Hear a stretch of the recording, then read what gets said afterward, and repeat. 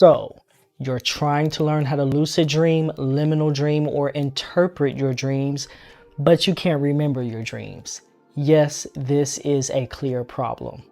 Here are 3 reasons why you can't remember your dreams, and along the way, I'm going to give you some tips in order to resolve these issues. Number 1, you're not keeping a dream journal. Keeping a dream journal is one of the best practices for dream work. Not only does it help you remember your dreams and boost your dream recall, but it literally is your repository of information, your magic book in order to do all of the other things. If you want to become lucid in your dreams, but you can't remember your dreams, even if you do become lucid, it's not going to be of any benefit. If you are trying to do things like dream interpretation, well, you're going to want to pull those exact images and what went on in the dream. Many people I work with for dream interpretation, they say they don't remember the dream completely, or I ask them questions about what happened and they can't give those exact details. The dream speaks to you in symbols and metaphors. So if you want to figure out what that meaning is, if you want to do dream work, if you want to dive deeper, then clearly you need to know what those exact symbols were. For example, I'm wearing a red shirt. If you remember a character in the dream was wearing a shirt, but you don't remember what color the shirt was, maybe that color is important in some kind of way. So it would behoove you to keep a dream journal. If you haven't started keeping your dream journal, or if you have, but you don't feel like you're doing it right, I have a wonderful video on the most powerful way to keep a dream journal.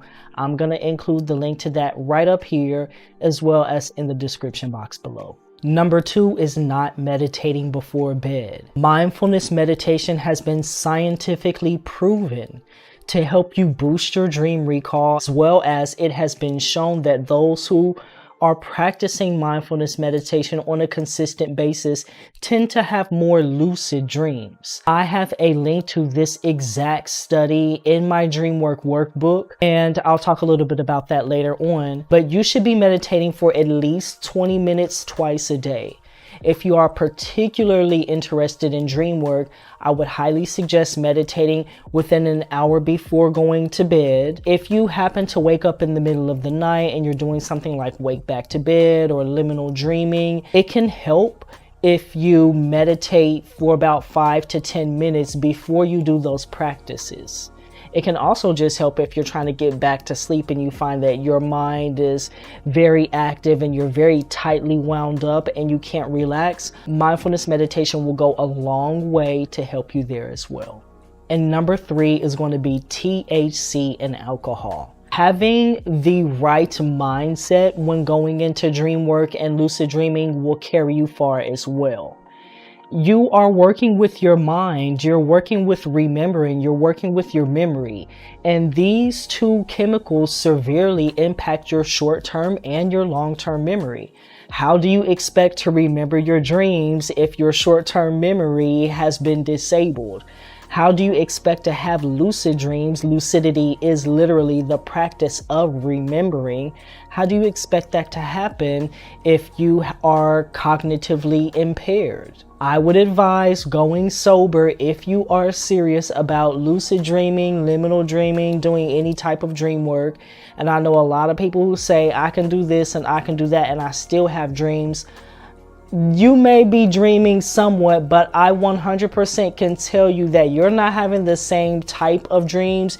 You're not having the vividness, the clarity, or the consistency in your dreams as someone who is sober, as someone who is building their mind by practicing other mind training techniques like mindfulness meditation. You're also probably not remembering 2, 3, 4, 5, 6 dreams a night. You're probably just remembering a few details of the last dream of the evening. If you're someone who does indulge, one thing that you can do is, as you are starting to come off of your substance of choice and becoming sober, you can use dream herbs in order to help you rebalance your mind and create those clear and vivid dreams.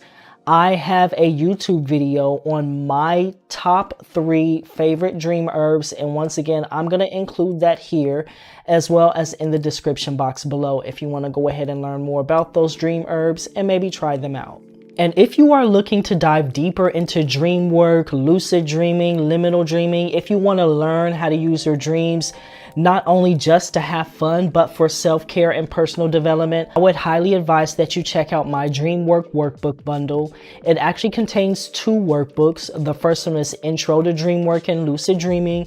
It has more than 30 pages of content, activities, information, journaling prompts, self-exploration exercises, along with techniques on how to remember your dreams, how to become lucid in the dream state, how to practice liminal dreaming. It has links to additional resources like guided meditations and even that scientific study that I told you about earlier. The second workbook is called Dreamwork Part 2 or Dreamwork for Personal Development, and it teaches you how to incubate dreams, how to ask questions and receive answers from your dreams, how to create goals that you can engage in the waking state or in the dream state, since those are bi-directional processes, in order to create more harmony and balance in your life, as well as to help you achieve your goals. I'm going to include the link to that workbook in the description box below so you can go ahead and check that out. If you have enjoyed this content and this information, while you're down there, go ahead and hit that subscribe button and the bell icon, and I will see you here for the next tutorial.